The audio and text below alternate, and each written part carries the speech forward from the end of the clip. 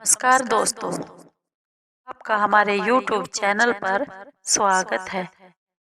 दोस्तों, सभी दर्शकों को हमारे YouTube चैनल की ओर से जय श्री कृष्णा। दोस्तों, कैसे हैं आप? उम्मीद है आप सब अच्छे होंगे। आइए आज की कहानी सुनते हैं। उससे पहले अगर आप हमारे YouTube चैनल पर नए हैं तो प्लीज चैनल को सब्सक्राइब कीजिए और बेल आइकॉन को जरूर दबाइए ताकि आप तक हमारे सभी नोटिफिकेशन पहुंचते रहे। दोस्तों, आज की कहानी बहुत ही प्यारी, प्रेरणादायक और ज्ञानप्रद कहानी है। आइए कहानी को शुरू करते हैं। एक बार की बात है, यमराज ने अपने यमदूतों को धरती लोक पर एक स्त्री की आत्मा को ले जाने के लिए भेजा। उनमें से एक यमदूत ने बहुत दया आई, क्योंकि उस स्त्री की दो छोटी छोटी बेटियां थी और दूसरे गणों ने उस स्त्री के प्राण उस स्त्री के शरीर से निकाल लिए। वे दोनों बेटियां बहुत रो रही थी, तड़प रही थी। एक बहुत रो रो कर सो गई और दूसरी फिर खेलने लगी। उस यमदूत को बहुत दया आई और उसने वापस जाकर यमराज को कहा, महाराज, ऐसा नहीं हो सकता कि इस स्त्री की प्राण को वापस डाल दिया जाए, क्योंकि वे दो छोटी छोटी जो लड़की है बेहद छोटी हैं और उनको संभालने वाला कोई नहीं है, ना उनका पिता ना उनकी माँ। वे दोनों अनाथ हो जाएंगी। वे दोनों कैसे पले बढ़ेंगी। यमराज को इस बात का बहुत गुस्सा आया और यमदूत को डांटते हुए बोला, विधि के विधान में कभी भी टांग नहीं अड़ानी चाहिए। तुमने ऐसा किया है, वापस धरती लोक पर चले जाओ और तुम्हें अपने कर्मों का फल भोगना पड़ेगा। यमदूत फिर यमराज से माफी मांगने लगे और बार बार अन्वय विनय करने लगे। यमराज ने कहा, तुम धरती पर जाकर 3 बार गलती करोगे और अपनी गलती पर 3 बार हंसोगे तो फिर तुम्हें यमलोक वापस आना होगा। इससे पहले तुम वहीं धरती लोक पर ही अपने कर्मों का भोग भोगोगे। यमदूत धरती लोक पर आ गया और भिखारी का रूप धारण करके एक और बैठ गया। हाथ में कटोरा लिए हुए था और उसके पास से एक आदमी गुजरा। वह आदमी गरीब था, सर्दी का मौसम था। उस गरीब आदमी ने अपने पास 500 रुपये लेकर वह घर से आया था, जिससे कि भी अपने बच्चों के लिए वह कुछ कपड़े और कंबल ले जा सके। लेकिन उस भिखारी को उसने ठंड में ठिठुरते हुए देखा तो उस आदमी को बहुत दया आ गई और उससे बोला, मुझे खाने को चाहिए। भिखारी ने कहा, हाँ। उसने कुछ पैसे उसको भिखारी को कटोरे में डाल दिए और वो कंबल उस भिखारी को दे दिया और फिर उस भिखारी से बोला। भिखारी जो यमदूत था वह उसे पहचान नहीं पाया। उसे बोला, तुम मेरे घर चलोगे? वह भिखारी बोला, हाँ, मैं तुम्हारे घर चलूंगा। क्या तुम मुझे खाने को रोटी दोगे? उसके बदले में मैं तुम्हारा कुछ न कुछ काम करता रहूंगा। वह आदमी उस भिखारी को अपने साथ ले आया और रास्ते में उसे यह समझाया कि मेरी घरवाली बहुत ही उद्दंड है और क्रोधी स्वभाव की है। वो मुझे बहुत डांटेगी, फटकारेगी और तुम्हें भी।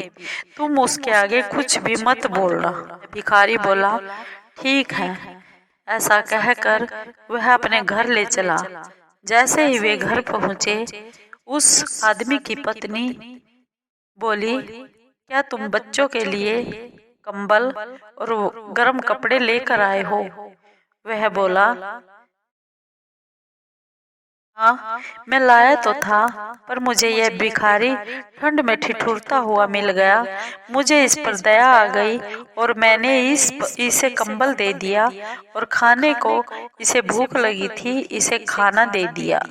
उसकी घरवाली बहुत ही गुस्सा हुई, क्रोधित हुई, और जैसे ही उसने उसे अपने घर रख लिया, वह आदमी कुदरती जाति से चमार था और वह जूतियां बनाता था, गरीब था।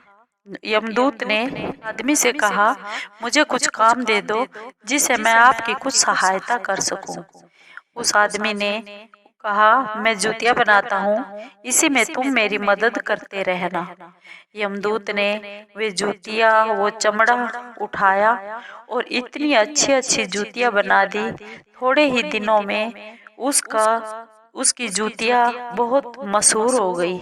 पूरे नगर में, पूरे शहर में दूर दूर से लोग उससे जूतियां बनवाने लगे और थोड़े ही दिनों में वह चमार बहुत वह आदमी उस भिखारी से कहने लगा, तुम मेरे घर चलो, लेकिन तुम ध्यान रखना, मेरी पत्नी बहुत क्रोधी स्वभाव की है और जैसे ही हम घर जाएंगे वो क्रोध में न जाने क्या क्या बोलेगी, लेकिन तुम बुरा मत मानना और ना ही कुछ बोलना।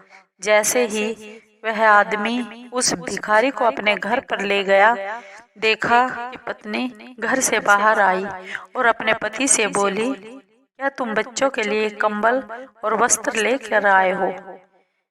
आदमी ने कहा, हाँ, मैंने लिए जरूर थे, लेकिन सर्दी के मारे मुझे भिखारी ठंड में ठिठुरता हुआ दिखाई दिया।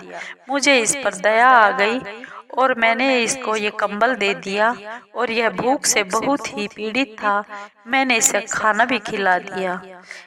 वह यह सुनकर बहुत क्रोधित हो गई, लेकिन यमदूत को अपने मन में हंसी आ गई और वह सोच रहा था, इसे नहीं मालूम कि तेरे घर में यमदूत आया है।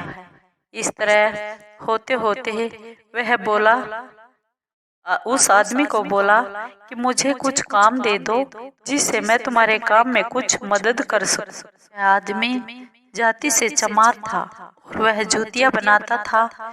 उस आदमी ने यमदूत को कहा, तुम मेरी जूतियां बनाने में सहायता करते रहो, बस यही काफी है।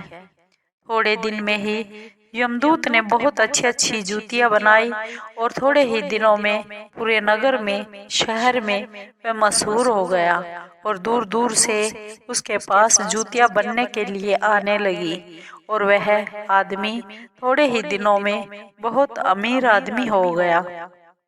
एक दिन की बात है, राजा के यहाँ से एक सिपाही आया और सिपाही चमड़े को लेकर आया और उस यमदूत रूपी भिखारी से बोला, तुम ये जूतियां बना दो और सुंदर सुंदर बनाना जिससे राजा बहुत प्रसन्न हो।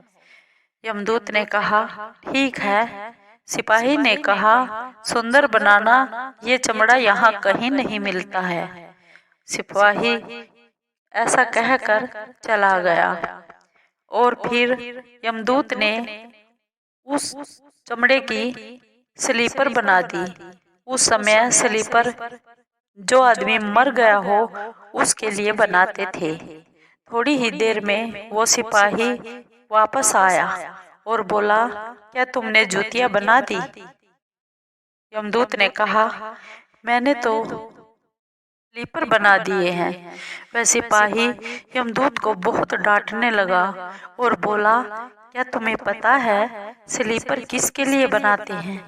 अगर किसी की मौत हो जाती है उसके लिए बनाते हैं। अब राजा को पता चलेगा तब तुम्हें बहुत पता चलेगा, तुम्हारा क्या हश्र होने वाला है। वह यह बात कहने ही वाला था, यमदूत मन ही मन हंसने लगा। उसने बाहर किसी को नहीं बताया। यमदूत दूसरी बार हंसा। थोड़ी ही देर में एक दूसरा सिपाही आया और आते ही सिपाही बोला, उस चमड़े की जूतियां मत बनाना, उस चमड़े की स्लीपर बनाना। यह कहकर वह चला गया। वो पहला सिपाही बहुत हैरान हो गया और वह भी वहां से चला गया। कुछ ही दिनों बाद एक औरत आई।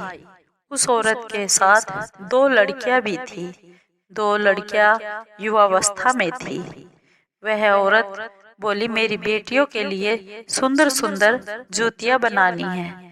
इनका विवाह है और इनके विवाह में मुझे दहेज में देनी है। यमदूत ने जब नजरें उठाकर देखा तो ये वही लड़कियां थी जो छोटी छोटी उस औरत की छाती पर से खेलती हुई उसने देखी थी, रोती हुई देखी थी, जिन पर वो दया करके ये कर्म की सजा भोग रहा था। वह औरत बोली, ये दोनों बेटियां अनाथ थी। इनकी माँ और इनके पिता गुजर चुके थे। मैंने इन पर दया कर दी क्योंकि मेरी भी कोई संतान नहीं थी। मैंने इन्हें अपनी बेटियों की तरह पाला पोसा बड़ा किया और आज इनके लिए बहुत अच्छे सुंदर योग्य वर ढूंढकर इनकी शादी करनी है। वह यमदूत मन में फिर हंसा अपनी गलती पर। वह औरत बोली कि जो भी मेरी धन दौलत है आज इन्हीं बेटियों को ही देनी है। वे सब धन दौलत की मालकिन होंगी। यमदूत को जैसे ही हंसी आई अपने मन में कि सच ही कहा है, जो होगा वो भी अच्छा होगा, जो हुआ है वो भी अच्छा हुआ है और जो हो रहा है वो भी अच्छा हो रहा है। कभी भी किसी के कर्म में विघ्न नहीं डालना चाहिए। कभी भी भगवान के कामों में बाधा नहीं डालनी चाहिए। भगवान सबसे न्याय करते हैं। यमदूत ने भी अपने कर्म की सजा भोग ली थी और वह 3 बार अपनी गलतियों पर हंस चुका था। फिर वह अपने यमलोक को वापस चला गया। आपको ये कहानी कैसी लगी? अगर आपको ये कहानी अच्छी लगी हो तो प्लीज लाइक कीजिए, शेयर कीजिए, सब्सक्राइब कीजिए। धन्यवाद।